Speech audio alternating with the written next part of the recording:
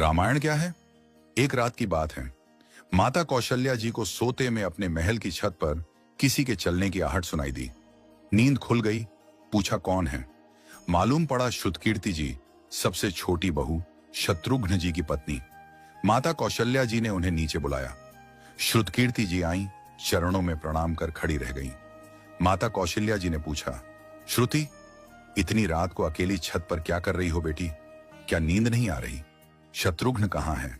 श्रुति कीर्ति की आंखें भर आईं, मां की छाती से चिपटी, गोद में सिमट गईं। बोली, मां, उन्हें तो देखे हुए 13 वर्ष हो गए। उफ!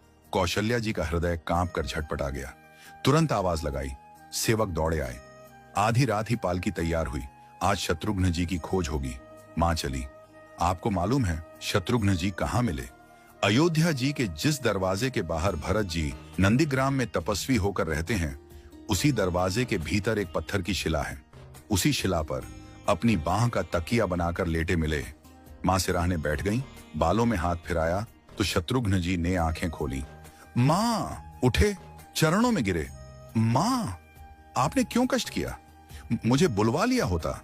मां ने कहा, शत्रुघ्न यहां क्यों? शत्रुघ्न जी की रुलाई फूट पड़ी। बोले, मां, भैया राम जी पिताजी की आज्ञा से वन चले गए।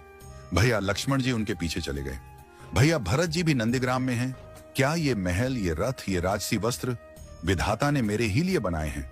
माता कौशल्या जी निरुत्तर रह गई। देखो क्या है ये राम कथा। ये भोग की नहीं, त्याग की कथा है। यहां त्याग की ही प्रतियोगिता चल रही है और सभी प्रथम हैं। कोई पीछे नहीं रहा। चारों भाइयों का प्रेम और त्याग एक दूसरे के प्रति अद्भुत, अभिनव और अलौकिक है।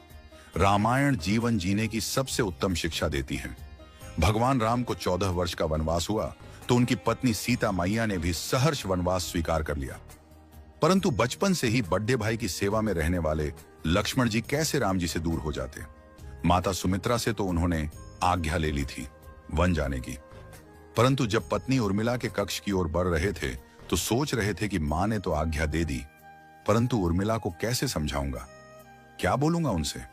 यही सोच विचार करके लक्ष्मण जी जैसे ही अपने कक्ष में पहुंचे तो देखा कि उर्मिला जी आरती का थाल लेके खड़ी थी और बोली, आप मेरी चिंता छोड़ प्रभु, श्री राम की सेवा में वन को जाओ। मैं आपको नहीं रोकूंगी। मेरे कारण आपकी सेवा में कोई बाधा ना आए, इसलिए साथ जाने की जिद भी नहीं करूंगी। लक्ष्मण जी को कहने में संकोच हो रहा था, परंतु उनके कुछ कहने से पहले ही उर्मिला जी ने उन्हें संकोच से बाहर निकाल दिया। वास्तव में यही पत्नी का धर्म है। पति संकोच में पड़े उससे पहले ही पत्नी उसके मन की बात जानकर उसे संकोच से बाहर कर दे। लक्ष्मण जी चले गए, परंतु 14 वर्ष तक उर्मिला ने एक तपस्विनी की भांति कठोर तप किया। वन में प्रभु श्री राम माता सीता की सेवा में लक्ष्मण जी कभी सोए नहीं, परंतु उर्मिला ने भी अपने महलों के द्वार कभी बंद नहीं किए और सारी रात जाग जाग कर उस दीपक की लौ को बुझने नहीं दिया। मेघनाथ से युद्ध करते हुए जब लक्ष्मण जी को शक्ति लग जाती है और हनुमान जी उनके लिए संजीवनी का पर्वत लेके लौट रहे होते हैं, तो बीच में जब हनुमान जी अयोध्या के ऊपर से गुजर रहे थे तो भरत जी उन्हें राक्षस समझकर बाण मारते हैं और हनुमान जी गिर जाते हैं। तब हनुमान जी सारा वृत्तांत सुनाते हैं कि सीता जी को रावण हर ले गया, लक्ष्मण जी युद्ध में मूर्छित हो गए हैं। ये सुनते ही कौशल्या जी कहती हैं कि राम को कहना कि लक्ष्मण के बिना अयोध्या में पैर भी मत रखना, राम वन में ही रहे। माता सुमित्रा कहती हैं कि राम से कहना कि कोई बात नहीं, अभी शत्रुघ्न है, मैं उसे भेज दूंगी। मेरे दोनों पुत्र राम सेवा के लिए ही तो जन्मे हैं। माताओं का प्रेम देखकर हनुमान जी की आंखों से अश्रुधारा बह रही थी, परंतु जब उन्होंने उर्मिला जी को देखा तो सोचने लगे कि यह क्यों एकदम शांत और प्रसन्न खड़ी है। क्या इन्हें अपनी पति के प्राणों की कोई चिंता नहीं? हनुमान जी पूछते हैं, देवी, आपकी प्रसन्नता का कारण क्या है? आपके पति के प्राण संकट में हैं। सूर्य उदित होते ही सूर्य कुल का दीपक बुझ जाएगा।